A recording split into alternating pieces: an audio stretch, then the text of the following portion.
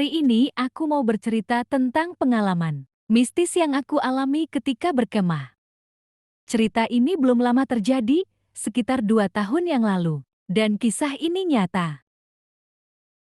Waktu itu aku sedang camping bersama kawan-kawanku, sesama pendaki. Tujuan kali ini kami bukan berniat untuk mendaki.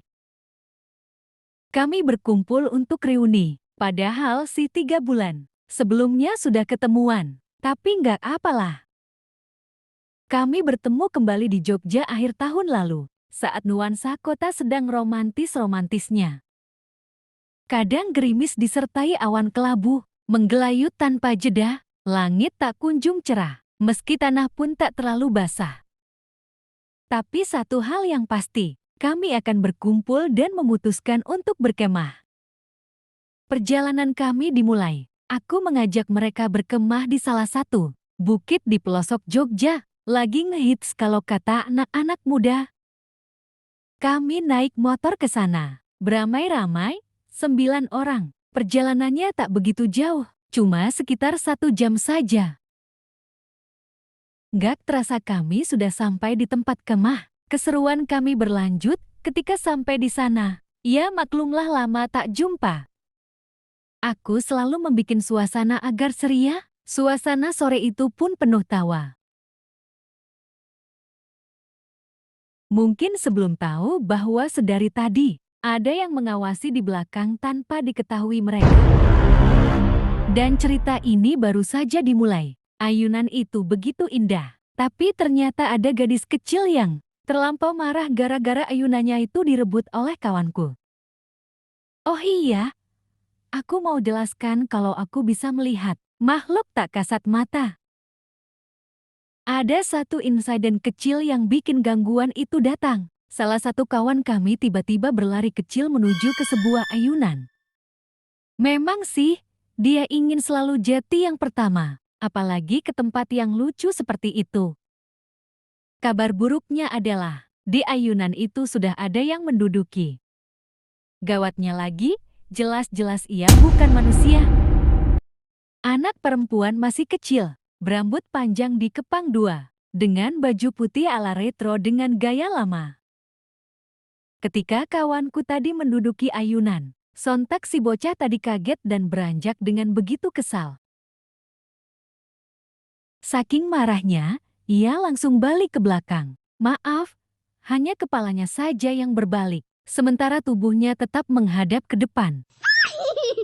Kemudian ia berlari menjauh dari tempat itu. Untungnya, hanya aku yang bisa melihat. Tak disangka, ia mengadu kepada keluarganya. Datanglah keluarga bocah itu dan mereka meneror kami. Tak berapa lama kemudian, ada sesosok makhluk hitam datang berdiri di sampingku. Tampaknya, ia segera tahu bahwa aku bisa melihatnya. Dan lagi-lagi kawanku yang merebut ayunan tadi belum kapok juga. Ia bermain-main karat dan menjepretkannya padaku. Nggak masalah kalau aku yang kena, asalkan bukan makhluk di sampingku saja. Benar, jepretannya mengenai si makhluk tadi dan terpental. Semua yang ada di sana bisa menyaksikan. Karat terpental tanpa mengenai sesuatu. Mungkin hal ini sulit kamu percaya. Tak apa toh aku cuma mau bercerita saja. Selang sejam kemudian, kami gantian menjaga tenda. Saat giliranku, terjadi kejadian yang sulit aku lupakan. Aku menjaga tenda ketika yang lain gantian untuk sholat maghrib. Kami bertiga saja duduk-duduk di luar tenda. Dan tiba-tiba kejadian mengejutkan terjadi. Ada suara berisik, seperti ada seseorang di dalam tenda. Kali ini kedua temanku mendengar hal yang sama. Tiba-tiba ada sesuatu menyembul di pintu tenda. Ada sesosok kepala pocong muncul dan melihat kepadaku. Belum selesai rasa kagetku, ia sudah menghilang begitu saja.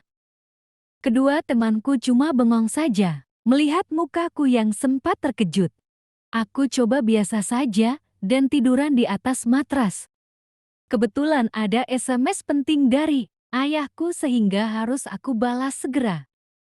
Namun lagi-lagi hal aneh terjadi, handphoneku tiba-tiba berganti. Dari menu SMS menjadi menu kamera depan aktif. Ya, kamera depan seperti untuk selfie, tanpa aku pencet kamera loh. Dan dalam layar kamera yang otomatis menjadi cermin itu, ada wajah pocong tadi muncul mengagetkanku sekali lagi.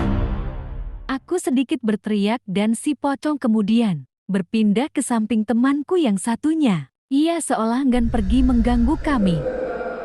Untungnya hal itu tak berlangsung lama. Beberapa detik kemudian ia terbang dan hilang. Kami pun bergegas masuk ke dalam tenda. Pengalaman di bukit ini membuatku sadar bahwa manusia tetap harus sopan kepada makhluk tak kasat mata. Kalau tidak, mereka bisa meneror sampai seperti itu. Ternyata, di bukit dengan pemandangan indah itu, ada makam yang bersemayam di sana. Wajarlah kalau tempat ini cukup angker. Mereka mungkin kesal dengan banyaknya manusia yang datang ke sana, juga tanpa sopan santun. Entah pengunjung yang bakal pergi atau mereka yang akan mengalah, tiada yang tahu. Semoga saja kamu tidak mengalami hal serem kayak gini ya.